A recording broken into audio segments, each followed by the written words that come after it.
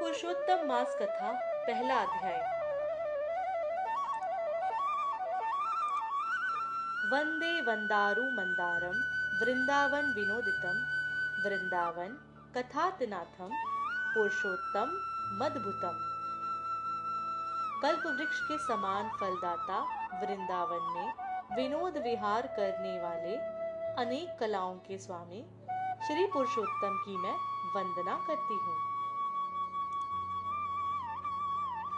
यज्ञ करने हेतु नैमिषारण्य में देवल, असित, पैल, सुमंत, पिप्पलायन, सुमति, काश्यप, जाबाली, भृगु, अंगिरा, वामदेव, सुतीक्ष्ण, शारभंग, पर्वत, आपस्तंभ, मांडव्य, अगस्त्य, कात्यायन, रथितर, ऋभु, कपिल, रम्य, गौतम, मुदगल, कौशिक, गालब, ऋतु, अत्रि, बभ्रु, रीत्रत, शत, बुध, बोधाय, वसु, कौंडन्य, पृथु, हरित, धूम्र, शंकु, संकृत, शनि, विभांडक, पंडक, गर्ग, कणाद, जमदग्नि, भरद्वाज, धूमप, मौन,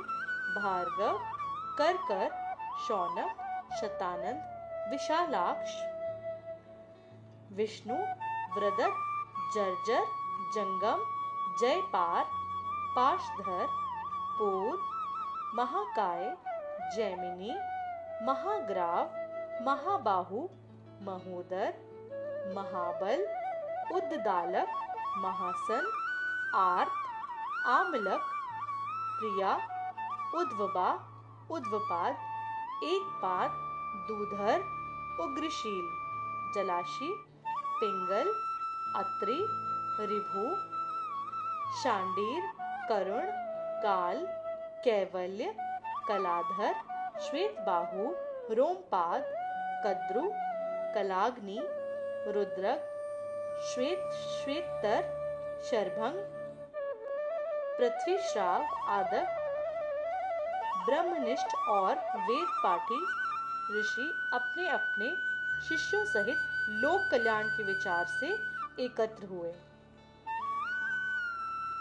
तीर्थाटन करते हुए इसी समय सूत जी महाराज भी उधर आ गए। उन ऋषि मुनियों ने श्री सूत जी को देखा तो सभी आदर भाव से उठ खड़े हुए।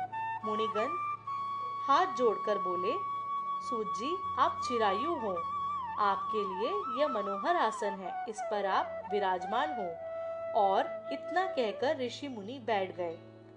सूत जी के सुख से विराजमान होने पर ऋषि मुनियों ने सूत जी से कहा, हे सूत जी महाराज, आपने जिस कथा को सर्वश्रेष्ठ सार रूप विचार कर रखा हो, जो भव सागर से पार लगाने वाली हो, ऐसी कथा हमें सुनने की कृपा करें। ऋषि मुनियों की ऐसी विनीत भाव से कहे गए वचनों को सुनकर सूत जी करबद्ध आदर भाव से कहने लगे, हे मुनिगण, मैं आपको ऐसी कथा सुनाऊंगा। मैं सभी पुण्य तीर्थों को भ्रमण करता हुआ कुरु और जांगल देशों में होता हुआ हस्तिनापुर जा निकला। वहां सुना कि महापुण्यात्मा राजा परीक्षित अपने मुनियों सहित अपने राज्य को त्याग कर गंगा तट पर आए हैं। हे ऋषिजनों, मैं वहां अपने मन की शंकाओं के समाधान हेतु गया तो मैंने भगवान के महातेज से युक्त प्रतापी मुनि श्री शुकदेव जी के दर्शनों का लाभ पाया। महामुनि श्री शुकदेव जी को जब अन्य ऋषियों ने दूर से देखा तो सबके सब एक साथ हाथों को बांधे खड़े हो गए। श्री शुकदेव जी को उन मुनियों ने अपने बनाए हुए कमाल कर्णिका पत्र की भांति उच्च स्थान पर विराजमान किया है। श्री बृहद नारदीय पुरुषोत्तम मास महात्म्य पहला अध्याय समाप्त।